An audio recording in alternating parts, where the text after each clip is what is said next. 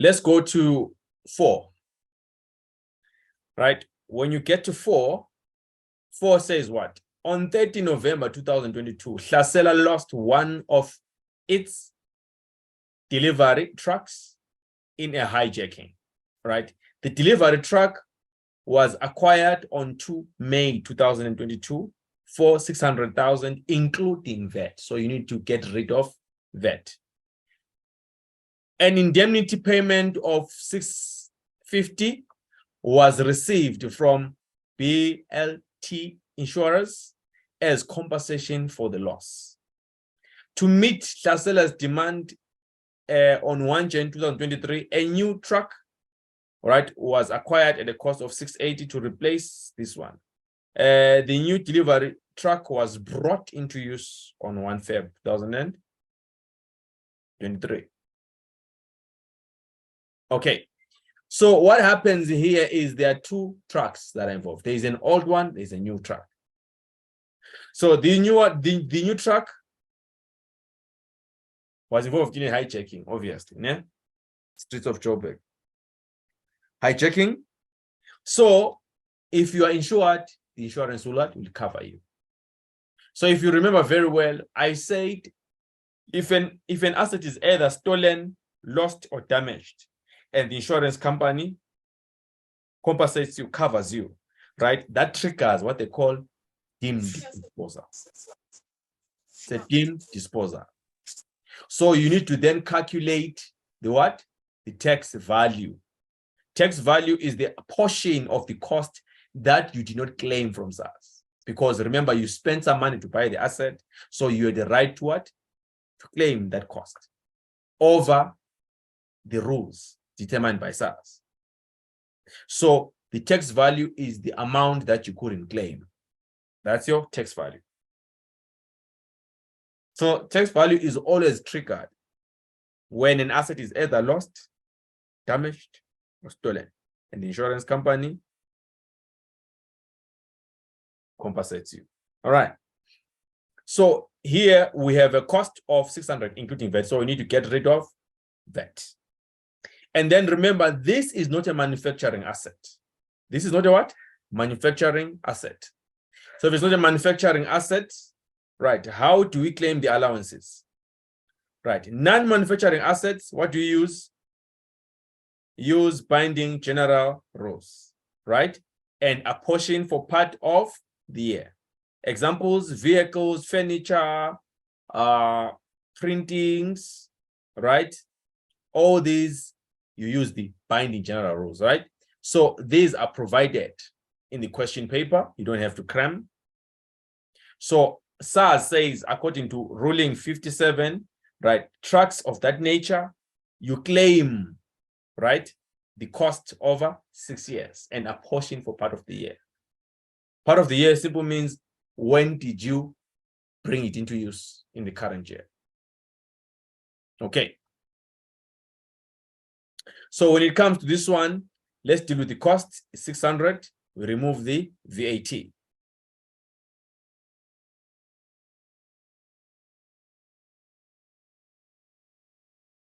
Right, so you remove the VAT, then you get this figure of 521,739. Okay? All right. So that's where you start. Number 2, your dates. Remember timeline. This was acquired on 2 May 2022, which is May, all right, and it was stolen or lost on the 3rd of November. So let's count the months. May, June, July, August, September, October, November in full, 7 months. So it's going to be divided by 6 months over 7, so multiplied by 7 over 12.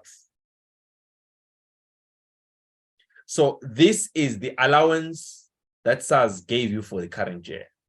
You also bring it to the final column because it's a deduction of the cost.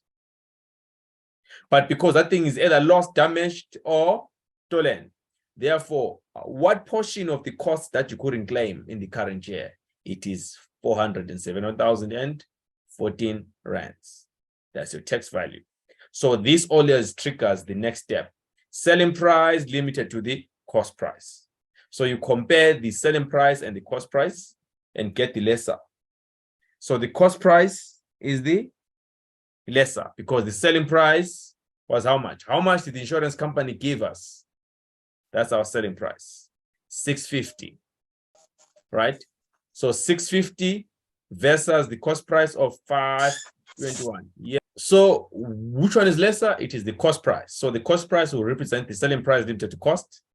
Right. Then less the tax value, because this is the portion of the asset left that you couldn't claim. Minus that, you get what they call recoupment. Recoupment, you are paying back. All right. Recoupment, you are paying back. All right. So you are paying back. Don't forget that.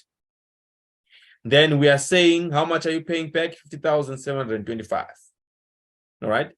But remember, SARS says, okay, due to involuntary, right, replacement of an asset, it's not fair on you because obviously as a company, you had plans, right, to say, okay, I want to use this machine for a certain number of years. Then because of an unfortunate event, you had to replace it with another asset.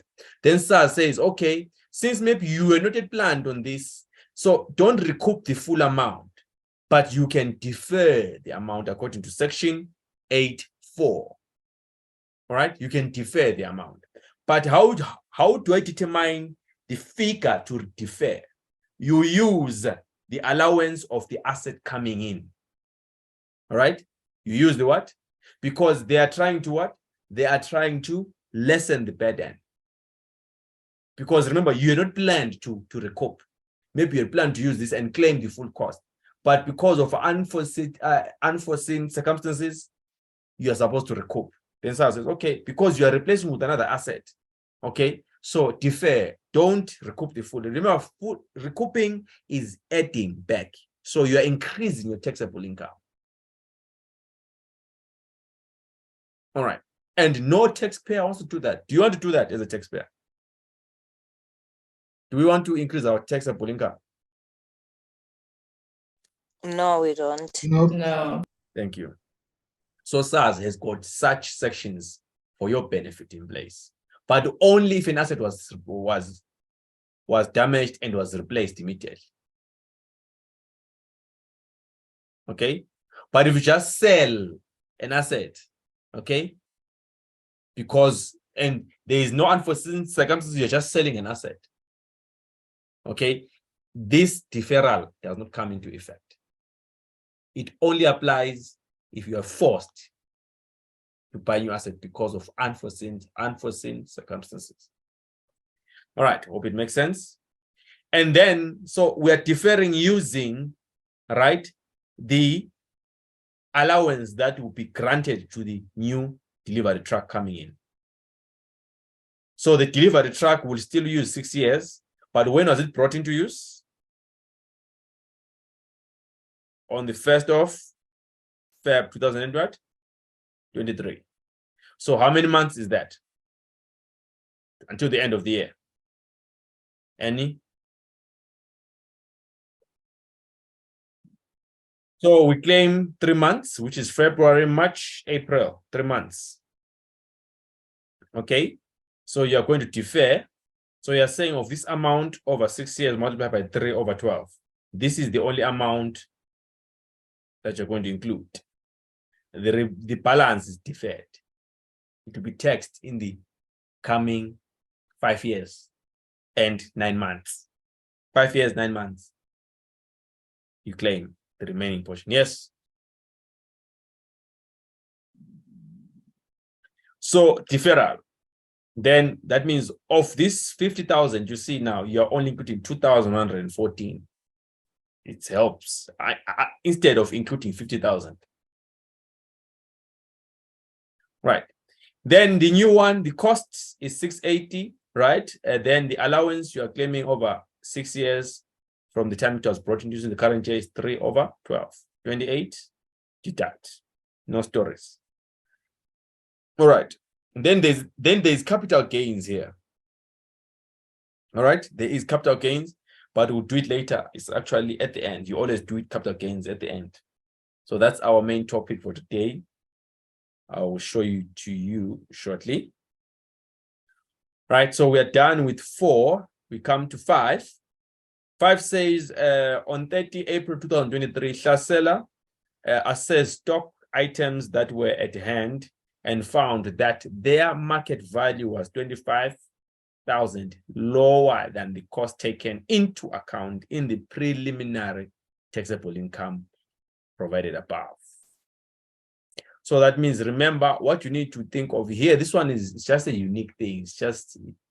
I think it was just specific for these guys, just to derail you, right? As I like to say, right? So they are saying in this amount, the closing stock amount that was added, right, is actually more than the what? Market value. If you go to the notes that I gave you on stock, right, there they are. What did I say? I said you add closing stock, but what you do, you add the lower of cost or market value. So they discover that the cost price that they actually included is more than the what? The market value. The market value is actually less than the cost price. But in the taxable income, they included the cost price that is 25,000 more. So you just come and subtract 25,000 from the taxable income. In other words, you are now what? You are now including it at market value. So you reduce the cost price by 25,000. Because closing stock is added. So it is too much. So reduce it. I hope that makes sense. There you go.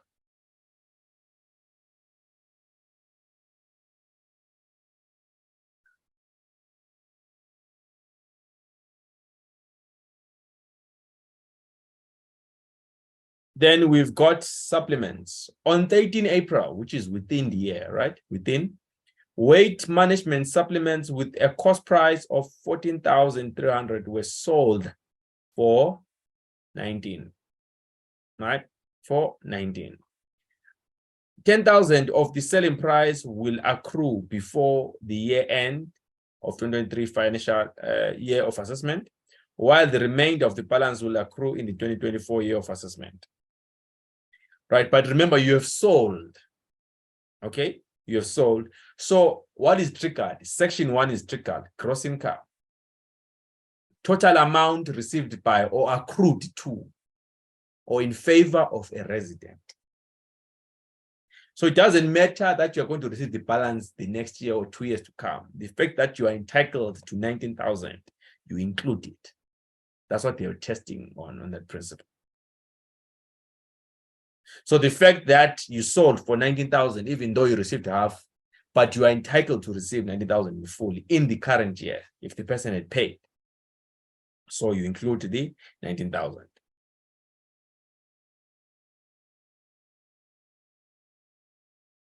Okay. And then if you remember, last week we covered learnerships. We covered learnerships. Levels, level 1 to level 6, level 7 to level 10. Disability, no disability. I did the recording separately and I sent it to everybody. All right. So 1 Jan 2023, which is within the tax year that we're in, Hlasela entered into a 36-month. I think Zandi was there. This is more than what? 24 months. So the company has a right to claim on the one entrance or entering allowance. Okay. With Sam Smith, an employee that has a physical and communication impairment. Sam Smith had a NQF level 8 at the signing of the contract. So what's important is 1, what level are you on? Okay. And that's why here they didn't write a figure. You spend the whole 10 minutes trying to look for the amount. You need to know it by head. If you're level 6, 1 to level 6, no disability, it's what? It's 40. right? With disability is 60. If you are level 7 to level 10, no disability, 20. The amount goes down. With a disability is 50.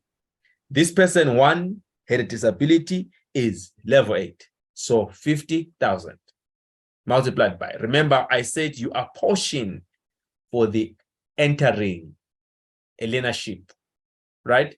Meaning to say that if in the current year you entered it, right? Or you started your learnership, it's not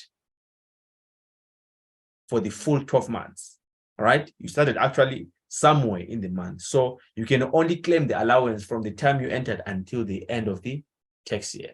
Then the remainder you claim the next year because you're supposed to claim the full 12 months, called the entering allowance into a learnership.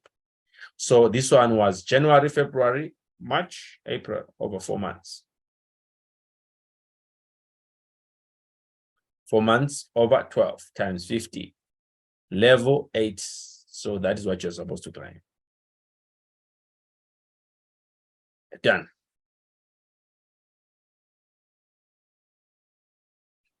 And then we come to the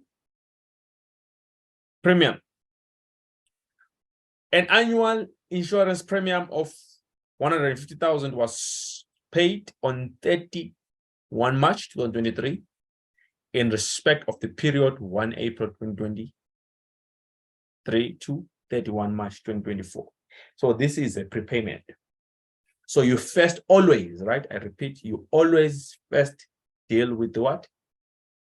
Portion of the months that fall within the tax year that you're in. So our year end is 30 April, and you paid from 1 April to 31 March 2024. So the appropriate month that falls into the tax year that we're in is 1 month. 1 April to 30 April 2023. Right. So that's what you do first. There you go. Then you claim. It's an expense you're paying in advance. And that expense is in the what? Production of income. Then, now the problem is in the remaining figure. What is the remaining figure? You say whatever you have claimed minus the total amount, which is 137,500. So SARS says you can claim this balance in the current year, even though it pertains to the next tax years.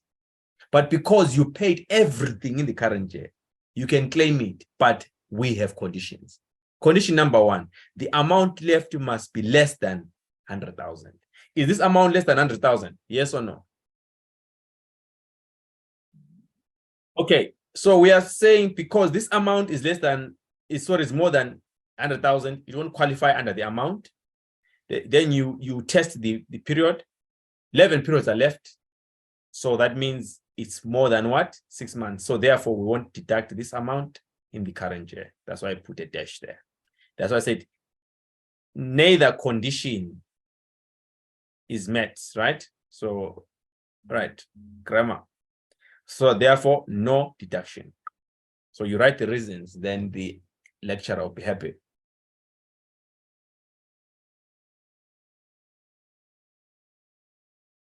Right, then there is one more before we go to capital gains. Hlasela has been experiencing challenges with the collection of outstanding debts. During the 2023 financial year, the list of doubtful debts reflected an amount of 186,000, and 100% of the amount has been in arrears for more than 5 months. People are not paying 186,000. The company is being owed. And this has been outstanding for more than 5 months. So SARS says for any list of doubtful debtors that you think are not paying and they are owing for more than 120 days, right? More than 120 days, 120 days or more, right? That means subtract 40% of what you are being owed. Subtract 40%.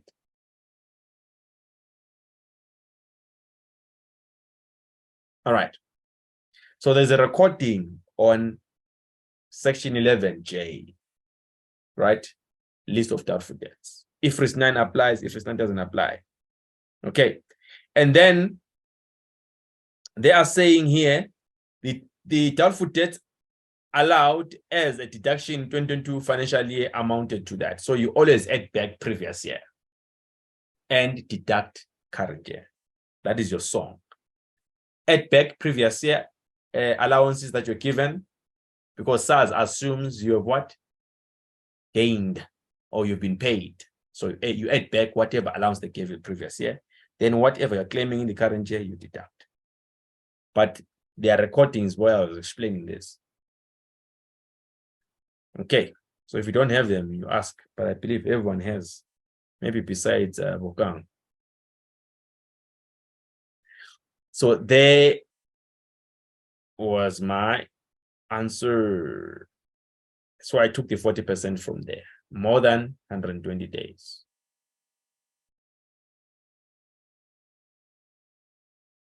Okay. Then we come into capital gains.